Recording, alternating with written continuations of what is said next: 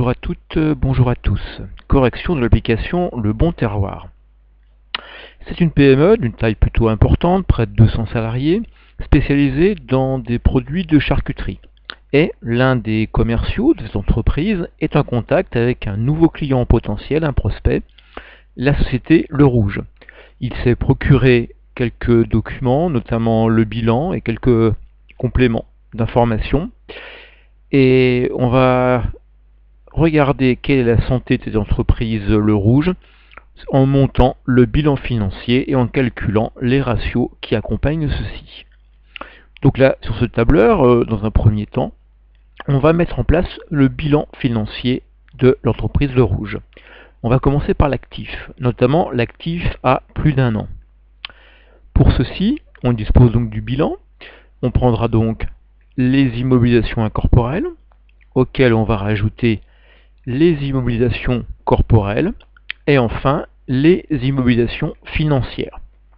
Là, on est a priori sur ce qui est d'un actif qui par nature est un actif à plus d'un an. Et puis un certain nombre de renvois vont nous amener à faire des modifications. On voit notamment qu'on a des frais établissement et des frais de recherche et développement inclus dans les immobilisations corporelles. Eh bien, on va les retrancher. On va retrancher 3000 de frais d'établissement et 9000 de frais de recherche et développement. Ce sont des actifs fictifs. Un deuxième renvoi nous dit que pour les immobilisations financières, on a pour 34 000 qui sont des immobilisations à moins d'un an. Comprenez que on a ici des titres immobilisés qui, dans l'espace des mois qui suivent, vont sortir du patrimoine de l'entreprise. On va s'en débarrasser. Les 34 000 correspondants sont donc enlevés de l'actif à plus d'un an. On pensera à les rajouter alors à l'actif à moins d'un an lorsqu'on traitera celui-ci. Et puis on s'aperçoit également qu'il y a un troisième renvoi. Cette fois-ci, c'est au niveau des créances clients où on nous dit il y en a 25 000 qui sont des créances à plus d'un an. On va donc les rajouter à ces actifs à plus d'un an, plus 25 000. Ce qui nous fait 1 512 890 d'actifs à plus d'un an. Maintenant, l'actif à moins d'un an. Je vais prendre le total de celui-ci qui apparaît dans le bilan, c'est-à-dire que je prendrai le total de l'actif circulant, les stocks en cours, les créances clients et comptes rattachés, ainsi que les disponibilités. Pour faire plus vite, vous pouviez directement prendre le total de. Là, l'actif circulant, c'est ce qui par nature semble être un actif à moins d'un an. Par contre, je me souviens ce que j'ai traité juste avant, c'est-à-dire que notamment, on avait pour 34 000 d'actifs financiers immobilisés qui seront liquides à moins d'un an. Je les rajoute à ce moment-là. Et on avait pour 25 000 de créances d'exploitation qui, elles, étaient à plus d'un an. Je les retranche, ces 25 000. Ce qui nous fait 2 572 960 d'actifs à moins d'un an. Je vais ainsi pouvoir maintenant en faire la somme. J'ai un actif qu'on appelle l'actif réel pour 4 85 850. Maintenant, occupons-nous du passif, en commençant par les capitaux propres. Ici, on fait une distinction capitaux propres, dette à plus d'un an, parce que ça nous permettra d'aller sur des ratios un peu plus détaillés. Alors pour les capitaux propres, dans un premier temps, je prendrai le capital de l'entreprise, 535 550. Et je me souviens qu'on a rencontré l'actif fictif, ce qui va diminuer d'autant les capitaux propres. Rappelez-vous bien que c'est toujours les associés qui font les frais de l'existence d'un actif fictif, quel que soit celui-ci. Et puis restent les provisions pour risques et charges, où là on a une information dans l'énoncé qui nous dit que les provisions pour risques et charges seront des montants à régler dans plus de 2 ans. Donc c'est plus du capital, c'est déjà quelque chose qui est la nature d'une dette, et en l'occurrence d'une dette à plus d'un an. Les capitaux propres sont alors de 523 550. Maintenant la dette à plus d'un an. La dette à plus d'un an, eh bien, a priori, c'est avant tout des emprunts auprès d'établissements de crédit, des dettes financières. Là, on a un petit renvoi qui nous dit que sur le montant total d'emprunts, il y en a pour un peu plus de 667 000 qui sont à plus d'un an, et la partie restante, 145 900, qui sont à moins d'un an.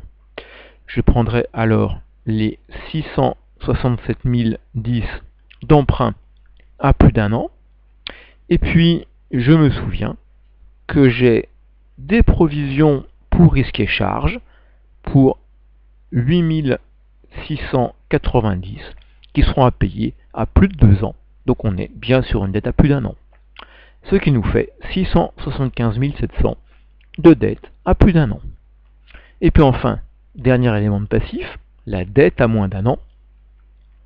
Je prendrai pour ceci le montant de la dette fournisseur,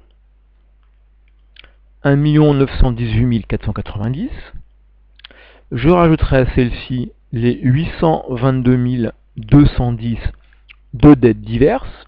Donc là, deux dettes qui par nature sont plutôt à moins d'un an, et j'ai aucun renvoi qui me permet de dire qu'une partie serait éventuellement de plus long terme. Et puis je me souviens que j'ai pour 145 900 de dettes financières à moins d'un an. Ce qui nous fait 2 886 600 de dettes à moins d'un an. Je fais le total de ma colonne de passifs et je suis alors à 4 85 850. Vous voyez que là, on a notre total actif et notre total de passifs qui sont tous les deux égaux. Ici, j'étais face à un bilan qui était plutôt assez simplifié. Vous avez donc remarqué qu'on était après répartition. Donc, les problèmes de résultats ont disparu, notamment la distribution. C'est réglé. Et puis, tel qu'il est présenté, on est face à un actif qui est un actif net pour retrouver notre égalité avec le passif. On va pouvoir maintenant calculer quelques ratios spécifiques à notre bilan financier, notamment ceux que l'on peut déjà connaître pour le secteur de l'entreprise, le rouge. On va commencer par l'équilibre de l'actif, en disant celui-ci, eh bien, ce sera l'actif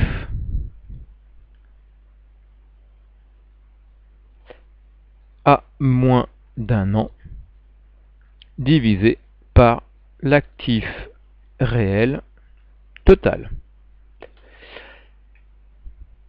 L'actif à moins d'un an, 2 572 000. L'actif réel, un peu plus de 4 millions.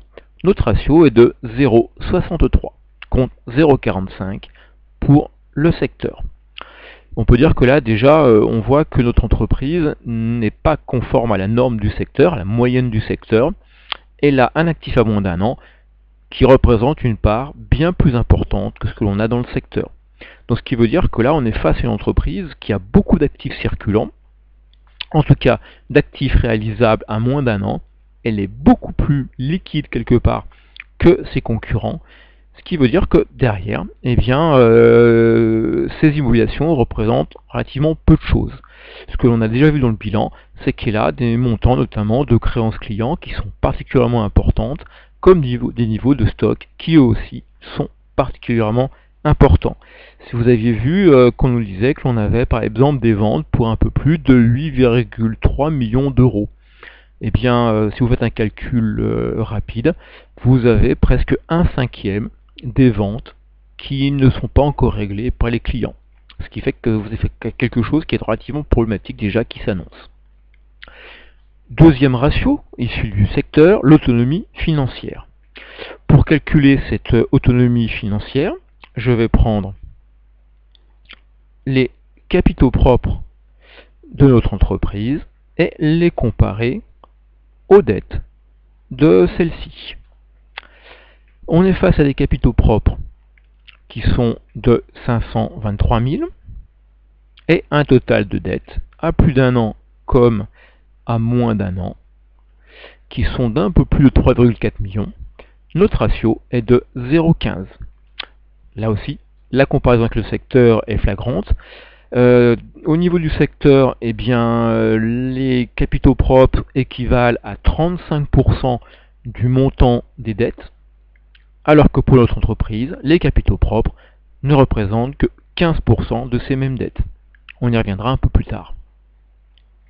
Troisième ratio, l'indépendance financière, 0,7 pour le secteur. Cette indépendance financière, eh bien, on va pouvoir la calculer en prenant les capitaux propres de l'entreprise et les comparer aux capitaux permanents de celle-ci. On est sur quelque chose qui est relativement proche de ce qu'on a pu voir avec le FRNG dans le bilan fonctionnel. L'idée est là de dire on a un montant de capitaux propres et à côté on a les capitaux permanents, c'est-à-dire les capitaux propres plus les dettes à plus d'un an. Par nature, ces capitaux permanents, on s'attend à ce qu'ils financent d'un côté les immobilisations et de l'autre le BFR, d'exploitation notamment, principalement. Et bien ici, les capitaux propres, 523 000, les capitaux permanents, 523 000 de capitaux propres, plus 675 000 de dettes à plus d'un an. J'ai alors un ratio à 0,44, lui aussi plus faible que le secteur. Ça conforte ce qu'on a vu avec l'autonomie financière, c'est-à-dire que le montant des capitaux propres de l'entreprise est particulièrement faible par rapport au montant des dettes, et notamment ici, des dettes à plus d'un an. Ensuite, la solvabilité générale, c'est-à-dire le calcul qui nous fait prendre le montant de l'actif réel total de notre entreprise, qu'on va comparer au total des dettes de celle-ci. L'idée étant de savoir si on a assez d'actifs pour faire face au remboursement de l'intégralité des dettes. 1,55 pour le secteur. Ici, eh bien, notre actif réel total est de un peu plus de 4 millions et le montant de nos dettes, à moins d'un an comme à plus d'un an, vont être pris, ce qui nous fait un ratio de 1,15. Notre entreprise est encore solvable, c'est-à-dire qu'elle a un actif qui permet de couvrir tous ces différents types de dettes, mais on en a nettement moins que dans le secteur, en moyenne. Enfin, la liquidité générale, calculée de la manière suivante. On prend l'actif à moins d'un an, c'est-à-dire l'actif qui sera disponible dans les mois qui viennent, et on regarde ce que cela représente une fois qu'on le compare aux dettes à moins d'un an, c'est-à-dire des dettes que l'on paiera également sur le même créneau de temps. Actif à moins d'un an, 2,5 millions. Dette à moins d'un an, 2,8 millions.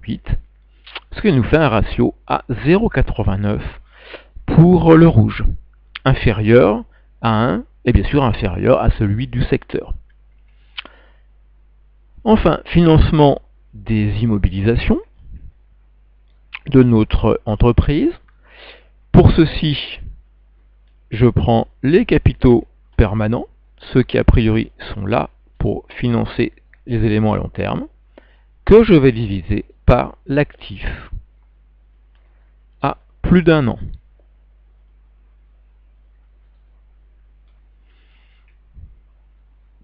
Nos capitaux permanents, capitaux propres plus dette à plus d'un an, divisé par l'actif à plus d'un an, 1,5 million. Ce qui nous fait un ratio à 0,79. Là aussi, inférieur au ratio du secteur.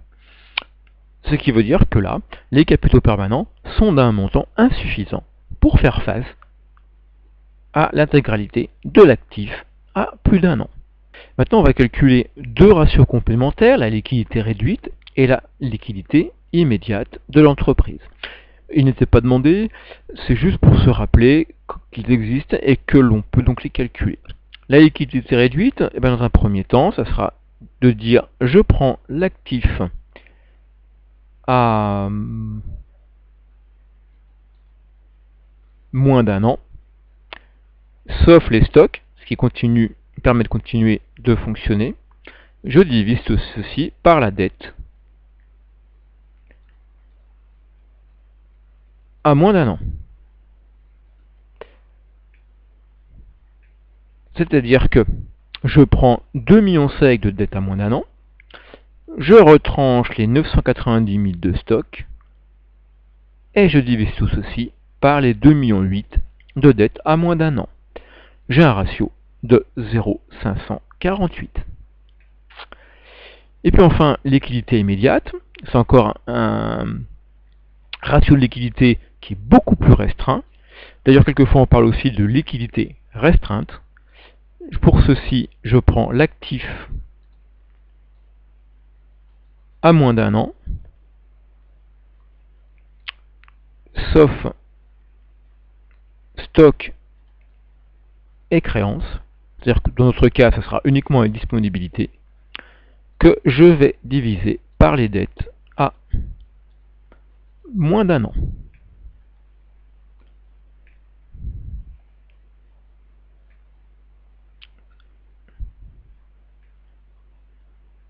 Donc pour nous, 40 000 de disponibilité divisé par 2,8 millions de dettes à moins d'un an. On est sur un ratio qui est un ratio de 0,014. Donc comprenez, liquidité réduite, ça veut dire que si on veut continuer à exploiter l'entreprise, on conserve les stocks, on ne les vend pas pour rembourser les dettes. Eh bien, l'actif qui serait liquide à moins d'un an représente 55% de la dette que l'on doit payer dans l'année qui vient, que l'on doit rembourser. La liquidité immédiate, eh bien, on est face à une situation qui est encore pire, puisqu'on est à 0,014. Ça veut dire que nos disponibilités, si vraiment on voulait continuer l'exploitation, c'est-à-dire ne pas escompter les créances et ne pas vendre nos stocks, eh bien nos disponibilités permettent de faire face à 1,4% du montant des dettes à régler dans les mois qui arrivent. Évidemment, situation un peu compliquée. Et puis enfin, dernière question, c'est le début pour vous de ce qui va être rédaction de courrier à une direction pour du conseil, etc. Donc là, je vous l'ai déjà préparé pour qu'on retrouve des éléments importants. Les éléments importants, les voici. Déjà, vous indiquez qui vous êtes, quelle société de conseil vous représentez. Donc là, Dominique Bartoli, société de conseil Créa, etc. Vous datez, vous indiquez quel est l'interlocuteur, le destinataire de votre courrier, Monsieur X, directeur commercial de la société Le Bon Terroir. Vous rappelez quel est l'objet de votre courrier, de votre email ou autre. Ici, il s'agit d'étudier la solvabilité de la société Le Rouge, parce qu'effectivement, la société Le Rouge pourrait être votre client. Et quelle est votre crainte en tant que fournisseur de cette entreprise Le Rouge? Eh bien, c'est qu'elle ne puisse pas faire face au paiement de ce qu'elle vous a acheté. Et donc, c'est le but des différents ratios qui ont été calculés. Donc derrière, après, vous dites pourquoi vous avez été donc sollicité. On a regardé ce qui se passe pour votre client, donc on avait des ratios. Les ratios que l'on vient de voir. Donc l'équilibre de l'actif, on l'a vu à 0,63. C'est-à-dire que l'actif circulant est d'un montant beaucoup trop important dans cette entreprise-là. On sent qu'elle a du mal à se faire payer par ses propres clients et qu'elle a un outil immobilisé qui, de ce fait, occupe une part beaucoup plus faible dans le total du bilan. Équilibre du passif 0,15. On l'a déjà dit, autonomie financière très faible, trop faible. On est face à une entreprise qui là est une entreprise visiblement surendettée, donc fragilisée. Même chose pour l'indépendance financière, on est à 0,44. Donc de nouveau le constat de surendettement et de difficulté de remboursement de ses emprunts qui est à craindre. Une solvabilité générale qui est certes supérieure à 1. On pourrait penser que ce n'est pas une trop mauvaise nouvelle, mais on a quand même un actif qui essentiellement est financé par des capitaux empruntés, c'est-à-dire extérieurs à l'entreprise, étrangers. La liquidité générale à 0,89. Donc là, on sent qu'on a une entreprise qui va avoir du mal à honorer ses dettes à court terme.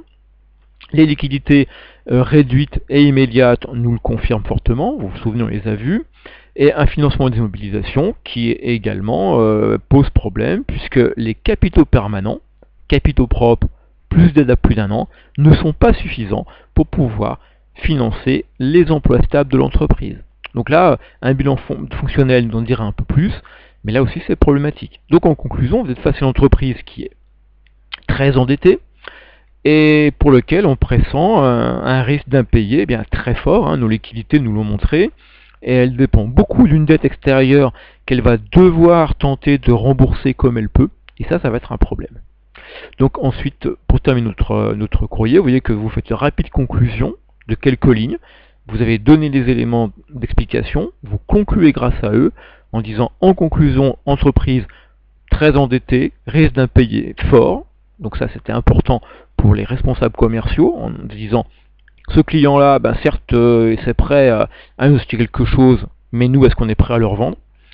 Et donc, nouer une relation commerciale risque d'être un problème, et s'il y a réellement relation commerciale, eh bien, il faut exiger un paiement le plus rapidement possible, si possible, un paiement comptant, avant même toute livraison. Ensuite, vous avez une dernière ligne d'ouverture, en disant que vous êtes resté à votre disposition pour plus d'informations. Comprenez, on est tout à fait d'accord pour continuer à travailler avec vous, on aimerait beaucoup d'ailleurs. Et puis, vous rappeler qui vous êtes. Voilà, pour ce cas, le bon terroir, et puis ce premier type de document à rédiger. Je vous remercie de votre attention.